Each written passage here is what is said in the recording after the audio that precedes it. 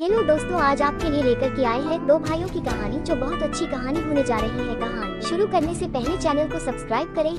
रामू गांव में गया था। गांव से होकर वो अपने घर की ओर जाता है। बोलता है, अब मुझे घर जाने दो, मुझे खेतों में काम करने के लिए भी जाना है, वरना लेट हो जाएंगे तो पूरा काम नहीं हो पाएगा। फिर वो घर पहुंच जाता है। बीवी बैठी होती है। वो बोलता है, खाना बनाकर तैयार हो गया? बीवी बोलती है, हाँ हो गया। फिर वो बोलता है, मैं जा रहा हूँ खेतों में काम करने के लिए, घर का काम पूरा करके तुम भी आ जाना, जिससे काम जल्दी हो जाएगा। फिर और कुछ भी काम करना है खेतों में, ठीक है? कहकर इतने में उसका छोटा भाई आ जाता है। बोलता है, भैया मुझे पैसों की जरूरत पड़ गई है। वो बोलता है, किस लिए चाहिए? तो वो बोलता है, मुझे शहर जाना है, यहाँ से मैंने पूरी पढ़ाई कर ली है, कुछ दिनों में मेरी एक कंपनी में पोस्टिंग हो जाएगी। तो वो बहुत खुश होता है। ठीक है, तुम अपनी तैयारी करो, मैं जा रहा हूँ सेठ के पास पैसा लेने के लिए। फिर वो गाँव से होकर सेठ के यहाँ निकल जाता है। बोलता है, जितना पैसा लगेगा लगाऊंगा, लेकिन भाई का भविष्य सुधर जाएगा। फिर वो सेठ के पास पहुँच जाता है। अरे आओ रामू भाई, कैसे आना हुआ? तुम तो बहुत दिनों में आए हो। हाँ सेठ जी, थोड़े पैसों की जरूरत पड़ गई है। अरे रामू बैठ जाए, मैं चाय मांगता हूँ, चाय पी लीजिए, फिर बात करते हैं। ओ चिंटू की मम्मी, एक कप चाय लाना। सेठ जी, मुझे नहीं पीनी है। ठीक है रामू, नहीं पीजिए। बताइए कितने पैसे की जरूरी है? सेठ जी, मेरे छोटे भाई को शहर जाना है पढ़ने के लिए, इसीलिए 2 लाख रुपए की जरूरत पड़ रही है। ठीक है रामू, लेकिन इतना ध्यान रखना, मैं सबको ज्यादा ब्याज के साथ पैसा देता हूँ, लेकिन तुम्हें उनसे थोड़ा कम ब्याज में दे दूंगा, क्योंकि तुम मेरे खास। हाँ ठीक है सेठ जी, दे दीजिए। भाई की नौकरी लग जाएगी तो फिर हम आपके वापस कर देंगे, और हमारा ब्याज भी ज्यादा नहीं लगेगा। हाँ रामू, यही तो बोल रहा हूँ मैं कि तुमसे कम ब्याज ले लूंगा। ठीक है सेठ जी। फिर वो पैसा लेकर वहाँ से घर की ओर निकल जाता है। हाँ, वो घर आता है, उसकी बीवी खाना बना रही होती है। वो बोलता है, सेठ जी ने पैसा दे दिया है, वो बोल रहे थे मैं तुम्हारा कम ब्याज में पैसा दूंगा, तुम जल्दी ही लौटा देना। तो मैं उनसे कहा, भाई का नौकरी लगती ही मैं तुम्हारा पैसा वापस कर दूंगा। इतने में छोटा भाई आ जाता है। बोलता है, भैया पैसे मिल गए हैं? वो बोलता है, हाँ भाई मिल गए हैं, तुम अपनी जाने की तैयारी कर लो। हाँ भैया, मैंने पूरी तैयारी कर ली है। फिर वो सब लोग उसकी तैयारी में लग जाते हैं। फिर वो जाने लगता है तो उसका बड़ा भाई बोलता है, भाई तुम अच्छे से पढ़ाई करना, मुझे तुम्हारे ऊपर पूरा विश्वास है। हाँ भैया, मैं जल्द ही वापस लौटूंगा, भाभी का ख्याल रखना। हाँ भाई, तुम घर की टेंशन मत लेना, तुम अपनी पढ़ाई ध्यान से करना। ठीक है भैया। फिर वो पैसा दे देता है और वो चला जाता है। 2 महीने बाद लौटता है। भैया और भाभी को मेरी नौकरी की खुशखबरी लगेगी तो वो दोनों बहुत खुश होंगे, उनकी खुशी का कुछ ठिकाना ही नहीं रहेगा। फिर वो घर पहुंच जाता है। घर में कोई नहीं दिखाई देता है। बुलाने लगता है, भैया भाभी। वो लोग आवाज सुनते ही घर से सीधे भागते हुए आते हैं। देवर जी, आप तो अचानक ही आ गए, ना कोई संदेश ना कोई चिट्ठी। हाँ भाभी जी, नौकरी लग गई है, मुझे 1 दिन की छुट्टी ली है, इसीलिए मैं आपको खुशखबरी देने के लिए आया हूँ। वो भैया भाभी ख्याल रखना, अगर कोई दिक्कत हो तो फिर हमें संदेश कर देना, या चिट्ठी में तुरंत ही आ जाऊंगा। ठीक है। फिर वो चला जाता है। अपने काम पर पहुँचते ही पहले दिन का शुभ आगमन करता है। उसका पहला दिन बहुत ही अच्छा गुजरता है और बहुत ही खुश होता है। काम में उसका अच्छे से ध्यान लगा रहा था। यहाँ पर उसकी भाभी की अचानक से तबीयत खराब हो जाती है। रामू बाहर से आता है, देखता है कि उसकी बीवी खटिया पर लेटी थी। तो वो उससे पूछता है, तुम्हें क्या हुआ है? तो वो बोलती है, मुझे चक्कर और बुखार आ गया है और भी तबीयत खराब हो गई है, तो तुम एक काम करो, देवर जी के पास जाओ और उनसे थोड़े पैसे ले आना, जिससे इलाज हो जाएगा। तो वो बोलता है, तुम अपना ख्याल रखना, मैं जा रहा हूँ, जल्द ही लौटूंगा। भैया का तो बहुत दिनों से कुछ संदेश ही नहीं आया है, ऐसा तो नहीं कुछ हो गया होगा? चलो, मुझे क्या लेना देना है, चाहे वो मर। इतनी में उसका बड़ा भाई आ जाता है। बोलता है, छोटे भाई, भाभी की तबीयत ज्यादा खराब हो गई है, इसीलिए मैं आया हूँ। तो भैया, तुमने संदेश क्यों नहीं दिया? भैया, इतना समय नहीं था कि तुम्हें संदेश पहुँचा सकूं, कुछ पैसे दे दीजिए, जिससे मैं इलाज करा दूंगा, तो तुम्हारी भाभी ठीक हो जाएंगे। फिर वो बहाने बनाने लगता है, भैया अभी तक मुझे एक भी पैसा नहीं मिला है, मेरे पास अभी पैसा नहीं है, तुम जाओ कहीं और से ले लेना। भैया ऐसा मत बोलो, हमारे सिर पर अभी बहुत सारा कर्जा है, फिर भी अब भी कोई पैसा नहीं देगा। तो वो उसे बोलता है, तब मैं घर जाओ, अभी मेरे पास पैसा नहीं है। फिर वो उदास होकर वहाँ से चला जाता है। रामू घर आ जाता है, बीवी से बोलता है, छोटे भाई ने कुछ मदद नहीं की है और वो बोल रहा था तुम पैसा मांगने के लिए नहीं आना, मेरे पास अभी पैसा नहीं है। तो वो दोनों बहुत रोने लगते हैं। हमारी फूटी किस्मत, हमने उनके लिए क्या नहीं किया, उन्हें हमारे दुख में साथ नहीं दिया। कहानी को यहीं पर समाप्त करते हैं। इस कहानी से आपको क्या सीखने को मिला है, कमेंट में जरूर बताना। भाई भाई के लिए नहीं हो सकता है तो इस दुनिया में कौन किसका होता